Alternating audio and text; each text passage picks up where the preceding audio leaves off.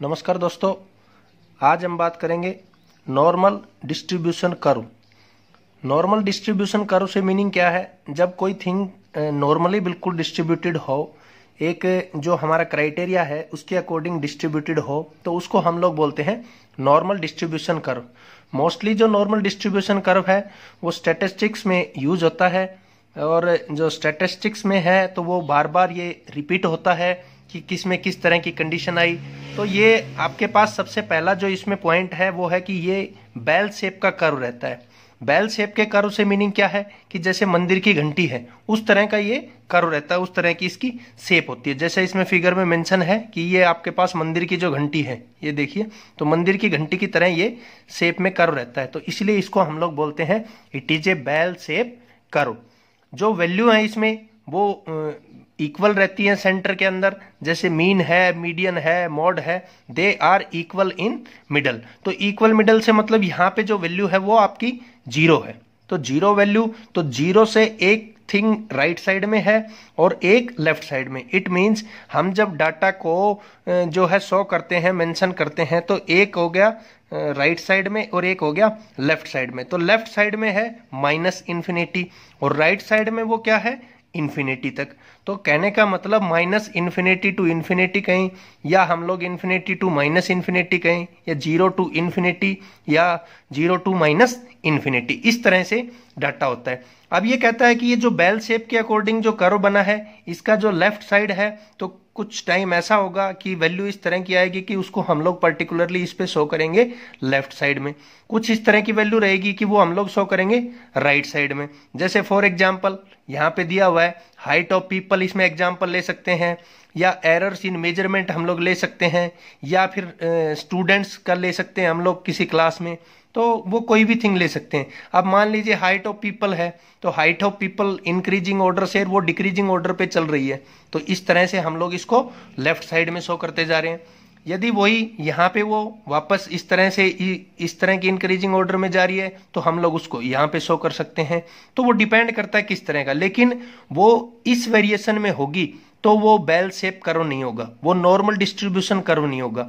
Normal distribute कब होगा? जब ये इक्विलेंसी हो। तो इक्विलेंसी कब हो सकती है? जैसे फॉर एग्जांपल स्टूडेंट की बात करें तो वो चीज इसमें नेचुरल भी अराइज हो सकती है। नेचुरल अराइज से मतलब है कि नंबर ऑफ टोटल स्टूडेंट हैं, उसमें मान लीजिए 60 स्टूडेंट्स हैं, तो 60 स्टूडेंट्स में से 20 स्टूडेंट ऐसे आए जो टॉपर रहे, जिनके टॉप की परसेंटेज रही। उसमें से 20 बच्चे ऐसे रहे जो फेल्योर पे हैं, 20 बच्चे ऐसे रहे कि वहां पे वो उनके एवरेज मार्क्स हैं, या जो फेल्योर वाले थे वो मान लीजिए केवल पासिंग मार्क पे, तो वो इक्वल हो गया। तो हाफ दर्शा दिए हमने इसके इधर और हाफ वो दर्शाए गए इसके इधर, तो वो जो कर्व बनेगा वो एकदम बेल शेप का कर्व बनेगा। और इस चीज को हम लोग पहले भी थोड़ा समझ चुके हैं। जैसे हिस्टोग्राम चार्ट था, तो उसमें जब इस तरह का बनता है कि वो जो बिल्डिंग है सेंटर में सबसे बड़ी, फिर छोटी होती चली जाती हैं, लेफ्ट साइड में भी उसके छोटी होती चली जाती हैं, तो वो एक तरह का बेल कर्व बनता था, बेल शेप का कर्व। पहले भी मैंने वीडियो में बताया है हिस्टोग्राम चार्ट में कि वो बेल शेप का कर्व बन जाता है। तो बेल शेप का जो कर्व बन जाता है तो वो होता है नॉर्मल डिस्ट्रीब्यूशन टाइप कर्व। इसमें कहता है कि जो यहाँ पे जो वैल्यूज हैं, मीन है, ये मीडियन की वैल्यू है, मीडियन है, और ये यहाँ पे जो जेड है वो मोड डिनोट कर रहा है। तो ये जो वैल्यूज हैं तीनों, ये हम लोग क्या कॉमन मान लेते हैं कि ये म्यू है। क्यों? म्यू का मतलब क्या है कि वहां पे जीरो वैल्यू है और ये तीनों जहां पे इक्वल है, तीनों बराबर हैं, तो वो म्यू है। अब म्यू से मीनिंग क्या है? उन सब का मीन, यानी कि ये सभी आपके बराबर हैं। और नेक्स्ट कहता है the maximum probability is 1। Maximum जो इसकी प्रोबेबिलिटी हो सकती है वो कहता है कि 1 हो सकती है। इट मीन्स इसका मतलब उसका मैक्सिमम प्रोबेबिलिटी का मतलब क्या है कि एरिया। तो एरिया मैक्सिमम कितना हो सकता है? यहाँ पे कहता है कि वो 1। और जैसा मैंने शुरू में लाइन में बताया था, this will come again in again, statistics जो है उसमें बार बार ये रिपीट होता है। इसका एक फॉर्मूला रहता है x minus mu by z equal to x minus mu upon sigma. तो z यहाँ पे क्या है? z यहाँ पे मोड नहीं है। सबसे जरूरी चीज समझने की है कि z यहाँ पे मोड नहीं है। ये क्या है? The value represents area, area को रिप्रेजेंट, यानी कि हम लोग एरिया को फाइंड करने के लिए z का यूज कर सकते हैं। तो वो होता है जो वैल्यू है वो होती है आपके पास z। एक्स क्या है यहाँ पे, एक्स है रिक्वायर्ड वैल्यू, जो रिक्वायर्ड वैल्यू चाहिए हमें, जो रिक्वायर्ड थिंग चाहिए वो है यहाँ पे एक्स की value. Where mu is the mean, mu मैंने बताया था कि ये तीनों है जहाँ पे मीन, मीडियन, मॉड और जो है वो तीनों इक्वल हो, बराबर हो।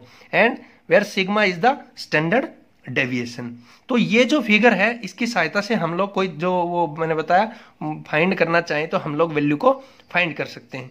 अब ये कहता है कि यहां से जो ये कि सिंपल सी थिंग दिखाई हुई है कि 50% जो डाटा है वो इसके इधर है और 50% डाटा जब इसके इधर है तो वो एक बिल्कुल 100% नॉर्मल डिस्ट्रीब्यूशन कर्व होगा। और वो एक सिंपल से मेथड से दर्शाया हुआ है, जैसे -∞ टू म्यू अगर हम जाते हैं तो वो हमारा कितना है टोटल एरिया, एक तरह से वहां पे 0.5 यानी कि वो 50% है।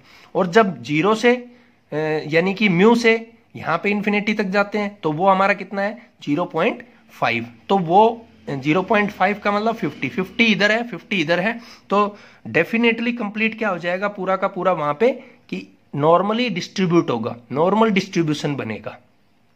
और इस फॉर्मूले के अकॉर्डिंग बाकी चीजें तो सिंपल है। सिग्मा को जो है फाइंड करने के लिए तो मींस वो होगा क्या, सिग्मा वहां पे ये एक मेजर होता है किसका, कि जो जो नंबर्स हैं वो कितने स्प्रेड आउट होते हैं, कितने जो है नंबर्स टोटल स्प्रेड आउट होते हैं, तो वो हम लोग यहाँ पे सिग्मा जो है वो फाइंड कर सकते हैं। तो ये बहुत ही आसान सा एक टॉपिक है जिसमें हम लोग नॉर्मल डिस्ट्रीब्यूशन दो थिंग है उनको एक बेल शेप कर्व की सहायता से शो करते हैं, बेल शेप की कर्व की सहायता से उसको दिखाते हैं। तो थैंक यू दोस्तों, ये था नॉर्मल डिस्ट्रीब्यूशन कर्व।